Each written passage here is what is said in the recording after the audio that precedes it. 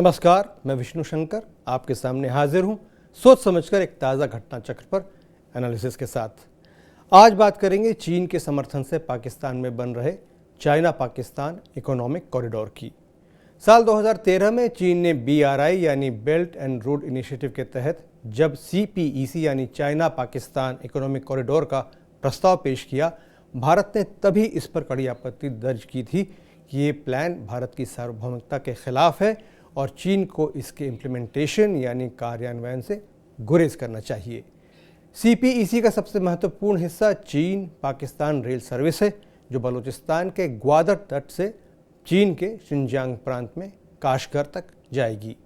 3000 kilometre की लंबी ये रेल लाइन चीन के पश्चिमी प्रांत को अरब सागर से जोड़ेगी और सामरिक दृष्टि से ये बहुत महत्व रखती है। भारत का ऐतराज़ इस बात से है कि इस रेल लाइन और उसके साथ बनने वाले हाईवे का एक बड़ा हिस्सा पाकिस्तान के कब्जे वाले कश्मीर से होकर गुजरता है। चूँकि ये भारत की ज़मीन है, इसलिए इस पर किसी भी तरह का निर्माण भारत की सहमति के बिना होना गलत होगा। लेकिन चीन ने न भारत की बात मानी और उसकी शह पर न ही पाकिस्तान ने भारत की इस आपत्ति पर गौर किया और भारत ने भी इस योजना का पुरजोर विरोध करने की ठान ली। इस रेल लाइन को बनाने में होने वाले खर्च को सुनकर आप हैरान हो जाएंगे। इसकी लागत अमेरिकी मुद्रा में लगभग 58 अरब डॉलर है। हमने आपको ये आंकड़ा इसलिए बताया है क्योंकि चीन में अब इस बात पर बहस शुरू हो गई है कि क्या ये प्रोजेक्ट अब सफ़ेद हाथी बनता जा रहा है। मोटे खर्च के बावजूद इस रेल लाइन और सड़क का सबसे बड़ा सामरिक महत्व यह है कि सागर के रास्ते होने वाले चीन के व्यापार के मुकाबले ये कम खर्चीला और उससे बहुत छोटा रूट पेश करेगा, जिसे तय करने में पहले के मुकाबले समय बहुत कम लगेगा। अमेरिका, चीन और भारत दुनिया भर में ऊर्जा के लिए तेल का आयात करने वाले देशों में पहले 3 स्थानों पर रहते हैं। चीन अभी ओमान की खाड़ी से कच्चा तेल भरकर ऑयल टैंकर से बरास्ता मलक्का की खाड़ी 12,000 किलोमीटर का रास्ता तय कर तेल इंपोर्ट करता है।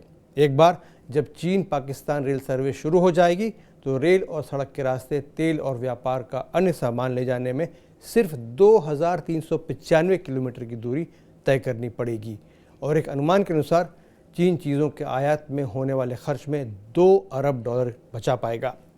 इस बचत के अलावा तनाव या जंग की सूरत में अगर भारत या कोई और देश मलक्का की खाड़ी को ब्लॉकेट कर देता है तो चीन का तेल और अन्य चीज़ों के अभाव में गहरी चोट खानी पड़ेगी, जबकि ये रूट मलक्का की खाड़ी वाले रास्ते के विकल्प को बेमानी कर देगा।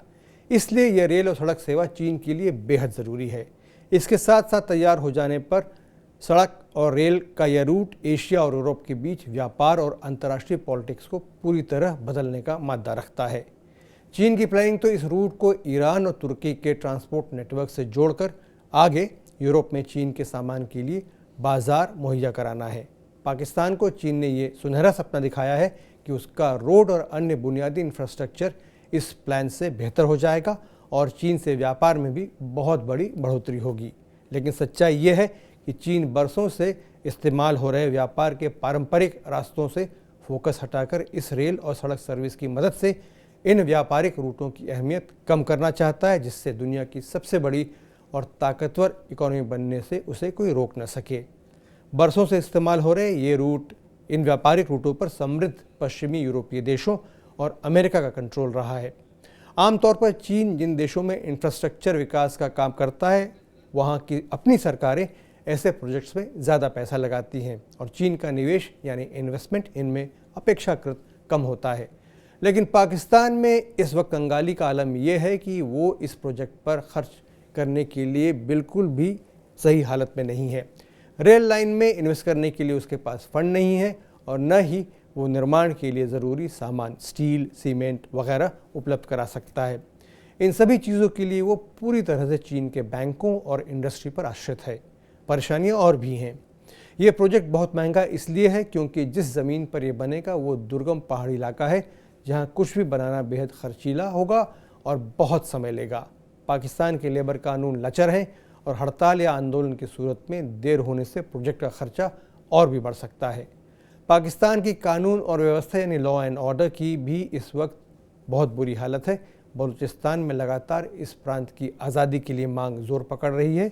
कई बार चीन से आए टेक्नीशियंस और अफसरों पर जानलेवा हमले भी हुए हैं, जिनमें चीनी नागरिकों की जान चली गई है। ये सभी परेशानियां चीन के निवेशकों के लिए सरदर्द बनती जा रही हैं, लेकिन इस प्रोजेक्ट में इन्वेस्टमेंट इस हद तक हो चुका है कि चीन पांव पीछे नहीं खींच सकता। यही वजह है कि चीन के निवेशक अब ये सवाल पूछ रहे हैं कि क्या ये प्रोजेक्ट उनके लिए अब सफ़ेद हादी बन गया है। सोच समझ कर मैं आज यहीं तक। अगर आपको ये वीडियो अच्छा लगा हो तो इसे लाइक और शेयर कीजिए, TV9 डिजिटल को सब्सक्राइब कीजिए और हमारे साथ हमेशा जुड़े रहिए। विष्णु शंकर को अनुमति दीजिए। नमस्कार।